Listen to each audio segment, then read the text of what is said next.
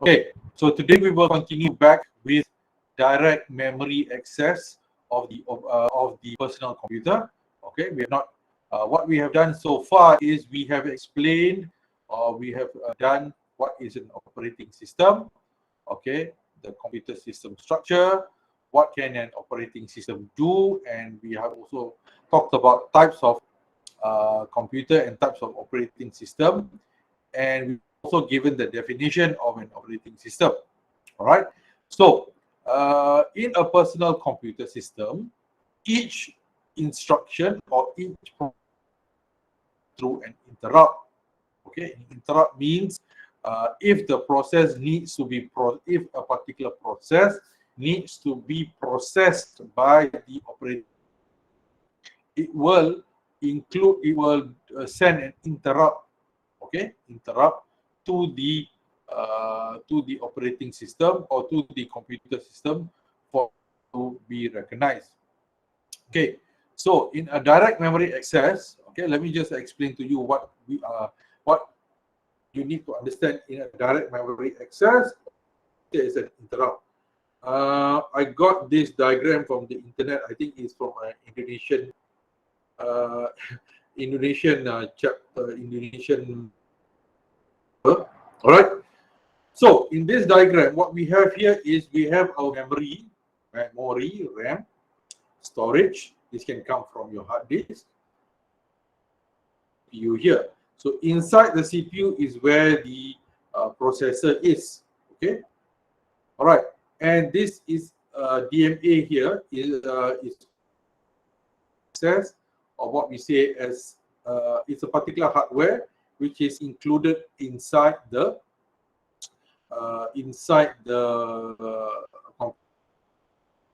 in a normal situation. When you open your file in your hard disk, this file will set a data and will go inside the RAM, and what to be done is then transferred. This data inside this RAM is now transferred. Okay, this is transferred to CPU. So CPU will recognize this data which is sent by the RAM, and what to do with this data. Okay, should the data be inside the input output? Should the data be displayed on the screen? Should the data be printed or anything else? Be saved in a different location or anywhere. And so, okay. So what to be done? So the operating system will handle the instructions or the instructions after it has been processed by the CPU. Okay, so the data is storage inside your RAM, and what to be done with this data, the CPU will determine that. And where does it transfer the data? It will transfer it to the direct memory. It will go inside, and next it will go inside the module. Okay, so this process here, storage, memory, CPU, is normally done in even, for example, you're watching YouTube, you are downloading a file, you're doing your Microsoft Word, Excel, PowerPoint, it will go through this particular process from the storage and CPU. The CPU will always hold the processes which need to be run by the personal computer or the computer system.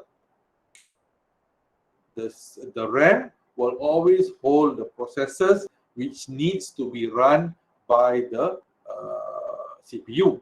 Okay, because the CPU inside it. Okay, it can only store very, very minimal memory. So the process that needs to be run is actually sitting down inside the memory or your. Next, what to be done, because the memory does not know what to be done with this data. So the CPU will, hold on.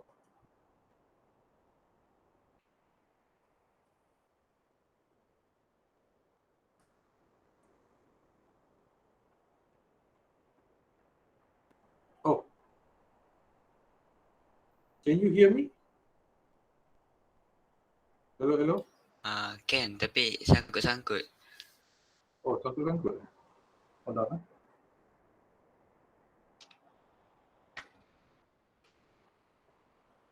Slides nampak tak tadi? Nampak. Slides okay, yeah. Okay.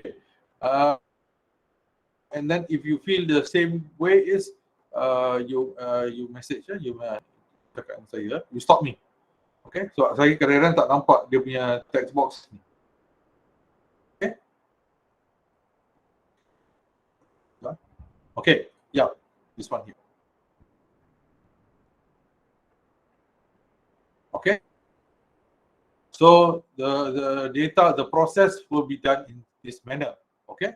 Okay. So now what a direct memory access is, okay, you output data able to transfer information at a close close to memory speed.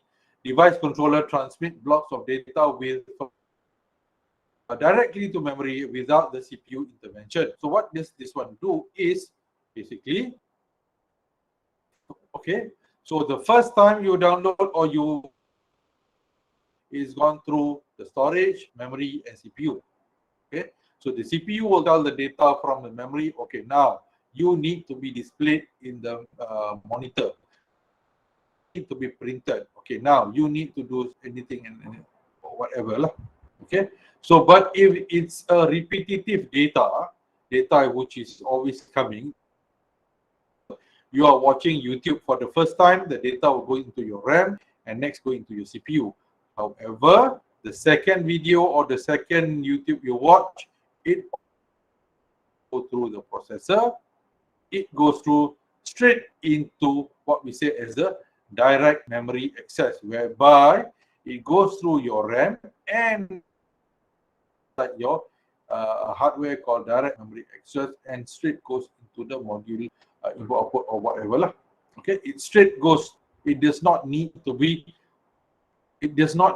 transferred inside your CPU because the process is similar, because the operating system knows that this is the same process which is coming through.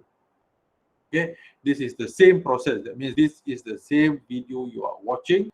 So the CPU already knows that this video needs to be displayed in the monitor or so on.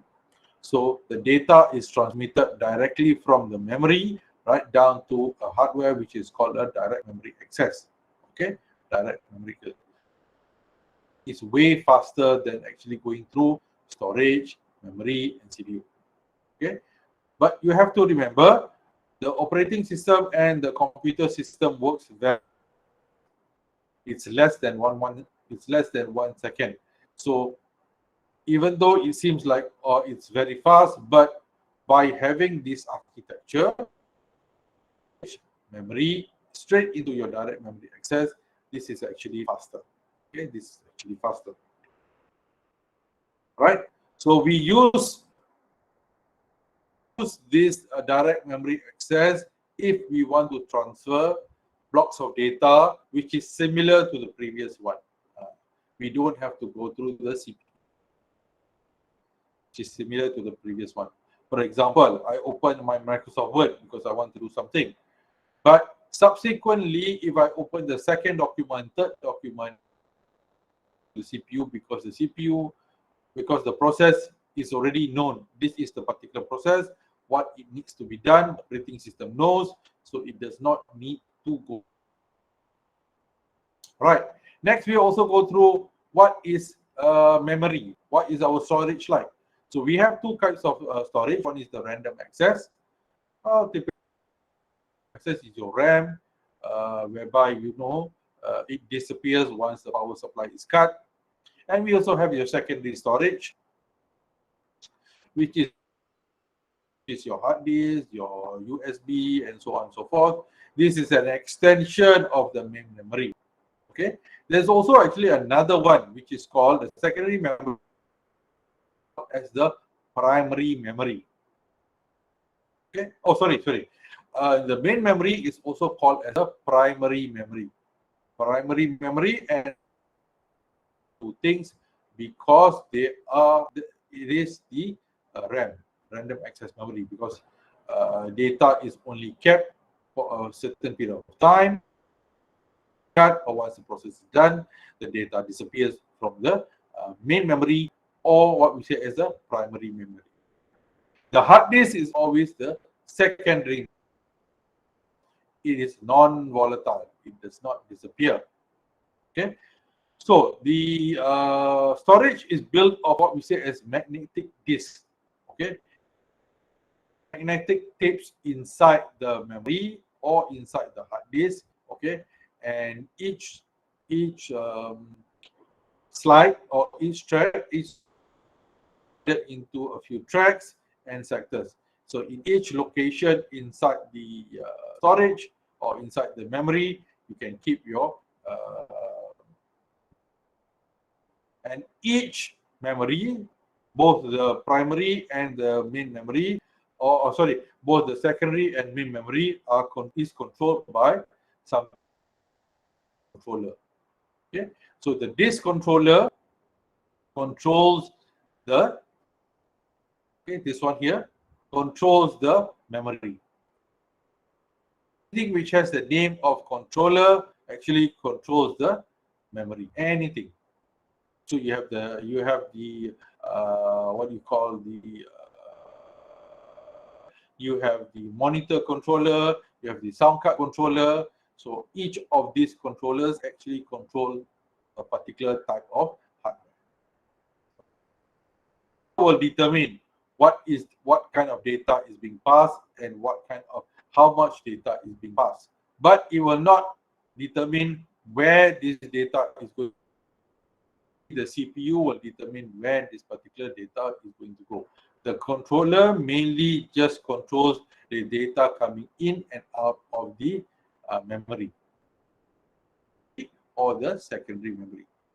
Next, we also have a different, the latest, one of the latest technology, SSD hard disk, okay, which is much more fast. Types of hard disk, we have the DDR RAM, we have the SSD, and all those, and a few more. So these are types of hard disk or types of secondary storage. Actually, is much more faster, much more better than the original secondary memory. So these are only types of hard disk. Okay, so each type of hard disk, whether it's SSD or DDR, I'm sure you have heard of all of this. It's types of memory. It does the same thing, secondary memory, but what differs it from one another is how fast and how slow it is. And also, what is the cost?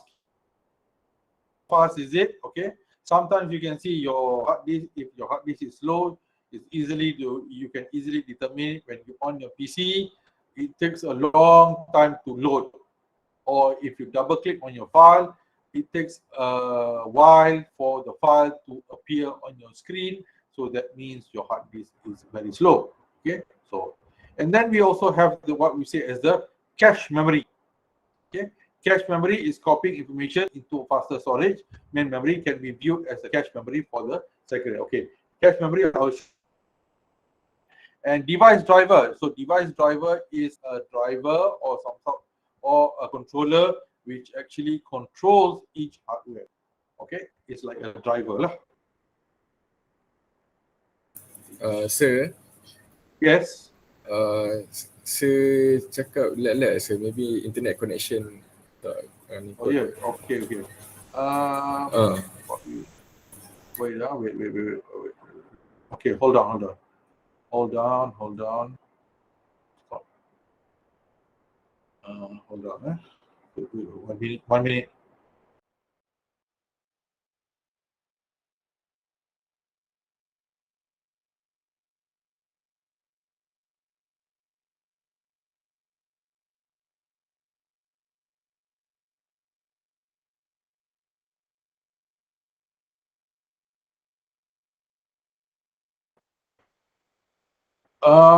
Can you hear me when I talk now? Dia kadang-kadang sir. Okay. Can we do something? Can we just all leave back again? Okay. Alright. Saya can off this link for a while. We masuk balik dalam 920. Let me just for what? Sekarang ni 918. We come back at 920, boleh? Okay. Okay, I'm going to off for a while and then I'll see you back at 920. Yeah. Alright. Thank you, sir. Okay, okay.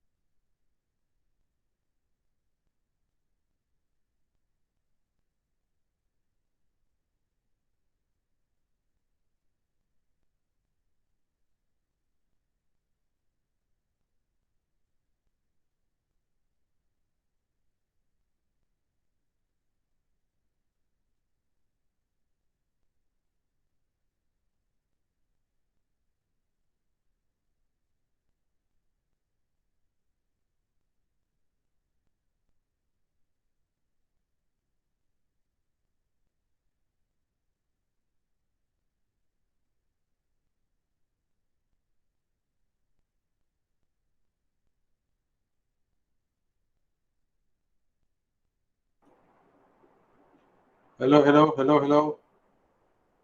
Hello, hello. My speed test seems to be fine. Oh, tapi ada problem sikit. 551. Okay. Tadi pun okey je sir, cuma dia tak stable sir. Oh, okay. Yes, Alright, sir. okay. Never mind. I will do in a different way. I will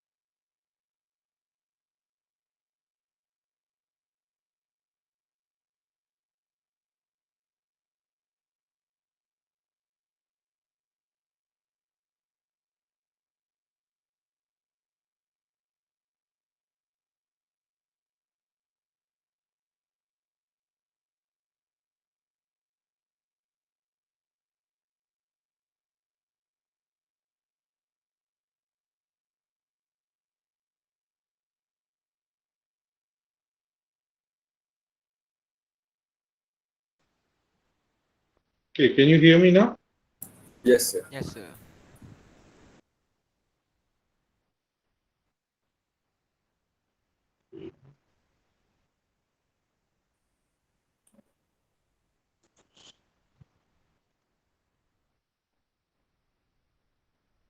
Okay.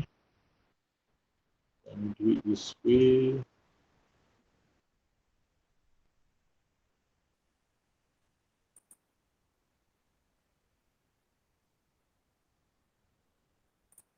Okay. How's it now? Okay, sir. Okay, sir. Okay. Alright, so now saya menggunakan dua teknologi. I'm using two technology. I'm talking through my to my phone, Maxis, and dekat screen ni pula I'm using Uni5. So hopefully it works better this way lah. Okay, I hope you can hear me and also see. If you can't see me, never mind. As long as you can hear me, that's the most important thing. Alright, so we will continue. So where did I leave out? I left you at cache. This is how you pronounce it. It's not catching ke apa. It's how you pronounce it. It's cache. Okay, caching. So how do you, in order for you to understand caching, this is how the storage structure looks like. Okay, storage structure looks like.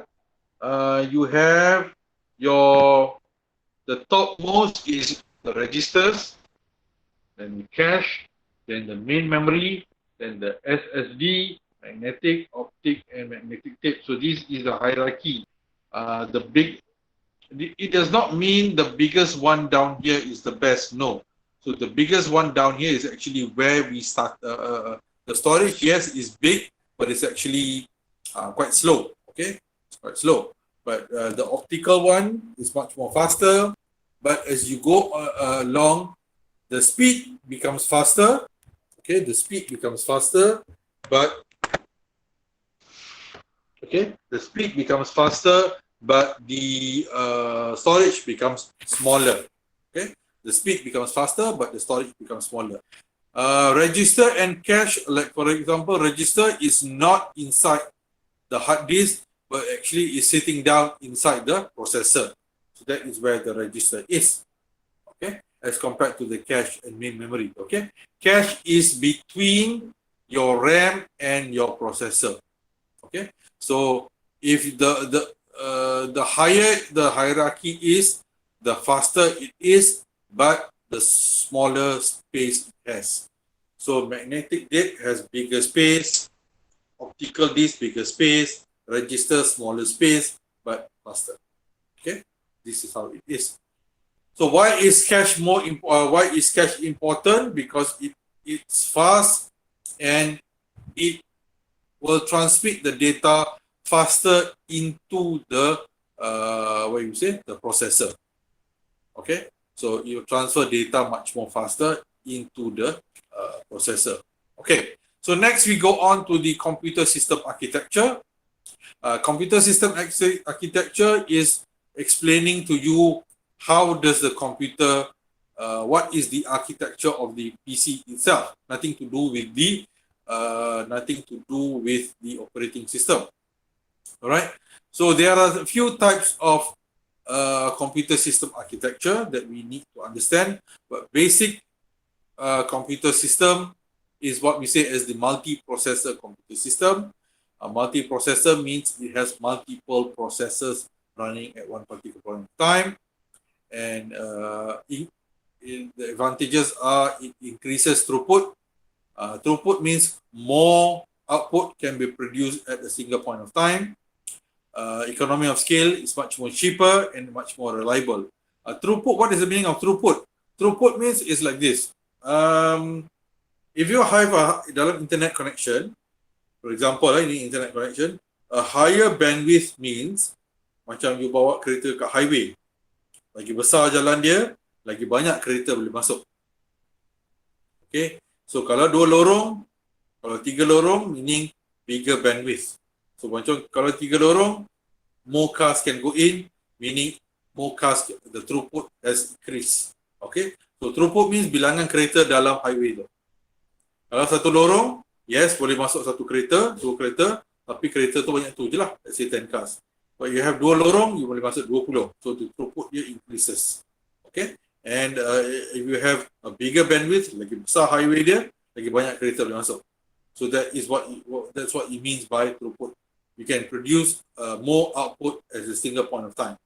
Okay, so there are two types of processing which is available, which is the asymmetrical multiprocessing and symmetrical multiprocessing. Okay, so this is the difference between symmetrical multiprocessing and asymmetrical multiprocessing. So in symmetrical multiprocessing, these are all normally used in banks and top servers. You have shared memory, but you have a few CPUs, and all sharing the same memory. That means all are sharing the same CPU. Meaning, if CPU 1, there's 3 CPUs, so just imagine the speed. It's combining the speed of all 3 into 1, and you can have a few processes running at the same time because it has a bigger processing speed as compared to asymmetrical. Kalau asymmetrical, you have what we say as the master CPU, and you have the 2 slaves. That means the master will tell the slave, okay, awak proses 1, awak proses 3. Saya akan buat proses 2, and bila dah habis proses 1 and proses 3, you let me know. Okay, so asymmetrical, they don't share anything. They don't share any memory. It's as if there's only one PC yang dia akan cakap, okay, you do process 1, I do process 3, you do process 2, and once you are done, that's it. Okay, as compared to symmetrical processing, they will combine all the speed and everyone will run at one point of time only. Yang ini, yang asymmetrical, dia akan bahagikan. Okay, yang ni buat proses 1, yang ni buat proses 3, proses 2, and that's it. Yang symmetrical pula, dia akan run sekali. 1, 2, and 3, and dia akan combine lah, so it's much more faster. Okay, so which one is better? So symmetrical multiprocessing is better simply because they run all together at one. But they run one after another, P1, P2, P3. Habis P1, then they move to P2, P3. Okay? But it's much more faster. But the disadvantage of having symmetrical multiprocessing ialah if process 2 has some problem, ada error, then process 3 will never run. If process 1 has some problem, then process 2 and process 3 will never run. Kalau in asymmetrical multiprocessing, 1, 2, and 3 can run simultaneously. Run sekali. If process 2 is having a problem, then only process 2 is having a problem. 1 and 3 is already done. But in terms of speed, process symmetrical is much more faster as compared to asymmetrical multiprocessing. So where do we use this? In what scenario do we use symmetrical and asymmetrical? Okay, so normally we use asymmetrical multiprocessing if the processes are not linked to one another. Okay, if processing is not linked to one another, that means they have to complete this and this and this. Okay, for example, if you're doing multimedia, you have to render the picture, you have to include so many processes. There's only small process until you can see the video. Then it is best to use symmetrical multiprocessing, a higher speed of CPU, because you need to run it very, very fast. And each process is linked to one another. You have to complete ini dulu, baru ini, baru ini. Tetapi if you are doing a process which is not linked to one another, but you want to control who gets what, then you go for asymmetrical multiprocessing. Okay, that means process 1 can complete, process 3 can complete, process 2 tak habis, tak apa, but 1 and 3 is done. Okay, but in terms of speed or in terms of CPU speed, symmetrical is much more faster.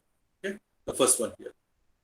But the only disadvantage here is if process 2 has a problem, then then 3 cannot run forever because 2 has a problem. But in terms of this asymmetrical, 1, 2, and 3 can run all together. Let's say process 2 has a problem, then only process 2 has a problem. Okay, so this is another example. So this is where I told you just now. Your cache and registers, so these are all kept inside the CPU. Your cache and registers are all kept inside the CPU over here. Why does it not keep the data here? Because if it keeps the data here, meaning it will take much more time to access the data over the memory. Because symmetrical processing, you remember, it shares memory. Shares. So if all of them share the same memory, for them to access one by one, it's going to take time. So that's why data which are frequently used are kept internal to the CPU itself.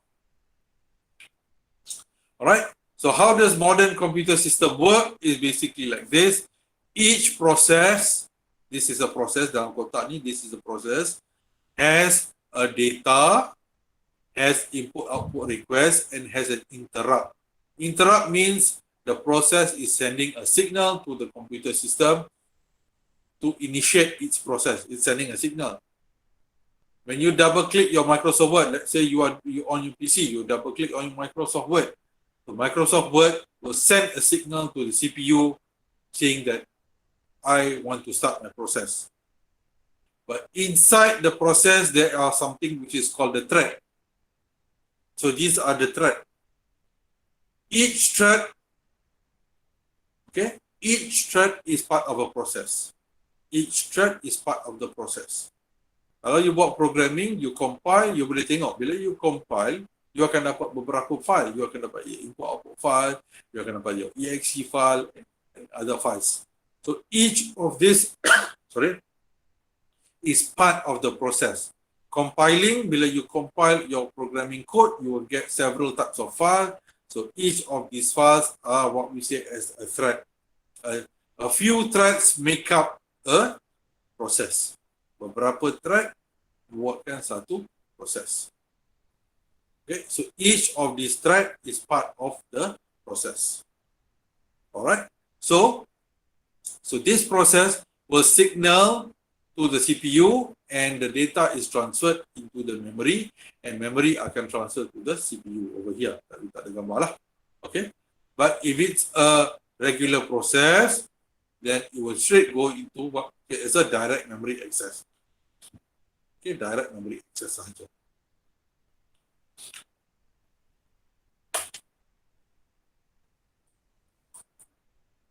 Are you all with me? Boleh dengar tak? Yes, sir. Boleh, sir. Yes, sir. Yes, sir.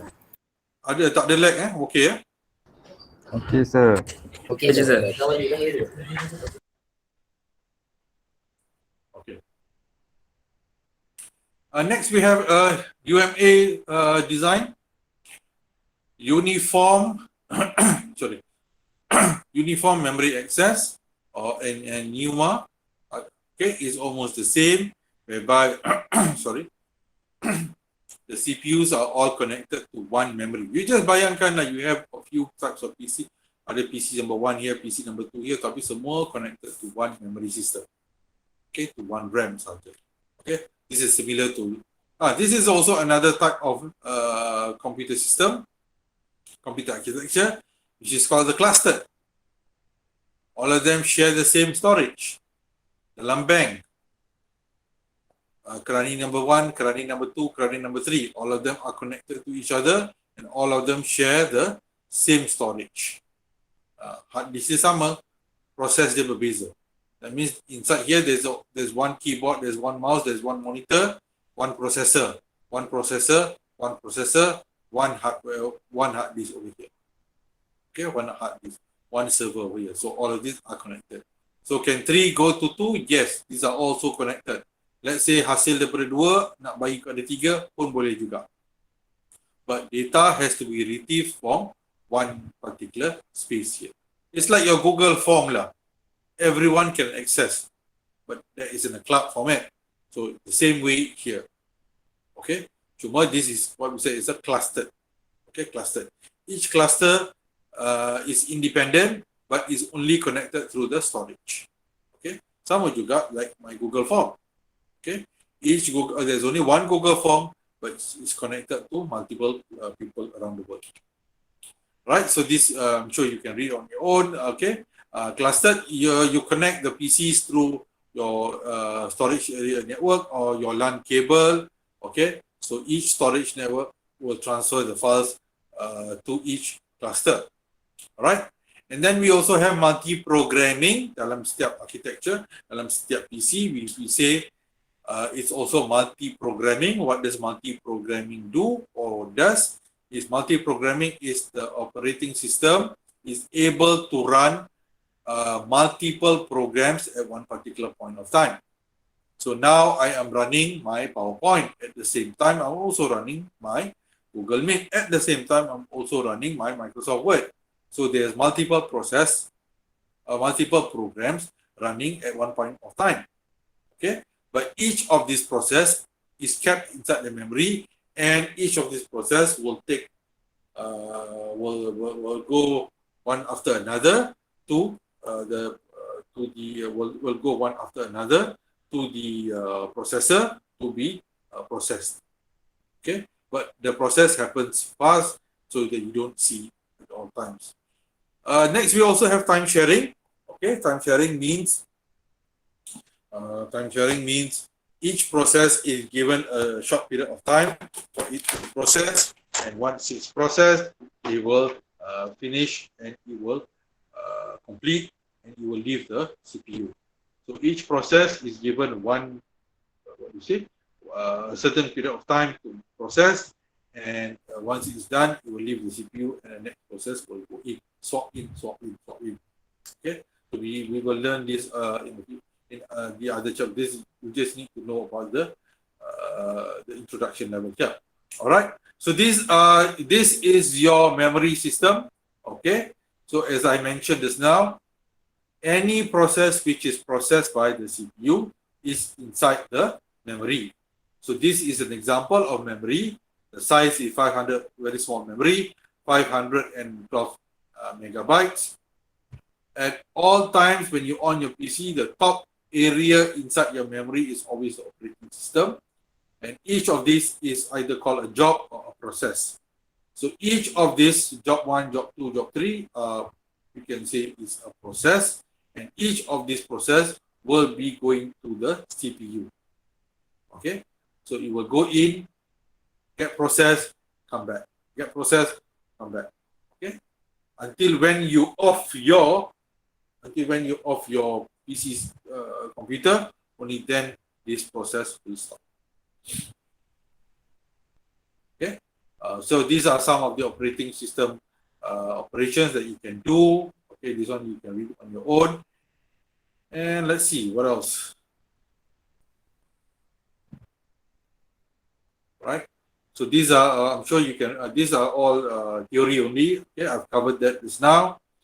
Let's just jump to the last part of today's chapter. Is what we say as the security and protection and security. Okay. So each process cannot overlap with another process. You cannot overlap a process, or process cannot overlap with another process simply because each process is different. So the operating system's job is to provide security between two processes. So that means when you are running your Excel, it cannot go, the data from Excel cannot be transferred automatically to your PowerPoint or Word because of the protection. And if you are using, let's say, if you are using your hard disk or you're using certain files from your hard disk or RAM, whatever, the data cannot be simply transferred. Okay, each of the process is unique to the process itself. So setiap proses akan diberi proses ID, and each user can only handle his or own process only. For example, kalau you buka contohnya proses, a Google form, which is already in the cloud. So only you can input the data. Nobody else. If you do not get access, you cannot input the data inside the Google form unless I give you all access lah. Then you can input. Okay. So this is basically talking about protection and security. All right. So that's all for today. So we have covered chapter 1. Okay, we have covered chapter 1 for today, and we have covered chapter 1. So this is part of chapter 1. So chapter 1, what talks only about the introduction of operating system, the type of processes available, and we also talked about direct memory access, and we also talked about the protection and security. That covers a little bit about chapter 1. All right. So basically, at the end of this chapter, you should be able to understand what is an operating system. Okay. You should also know types of operating system. This is very, very important. And you should be able to draw or list down how does the computer system work like, the von Neumann architecture. You should also be able to explain what is direct memory access and explain what is interrupt and how is each hardware controlled by the operating system using the device controller. You should be able to explain also about what is device controller, and you should be able to explain about clustered system, multi-programming, asymmetrical multi-programming, symmetrical multi-programming, and things like that. All right. Okay. Do you have any questions for today? I am sorry we started out a bit slow because of the internet connection. So you should be okay by now. Okay. You have any questions? Do not forget to sign my attendance later on. All right. So inshallah, I will see you again tomorrow. No. I'll see you again on Thursday. Yeah, Thursday. Okay. Thank you so much for today. And if you have any questions, ada soalan? No, sir. Alright. Tak ada. No. All right. No, sir. Thank you so much. All right. If you have no questions for today,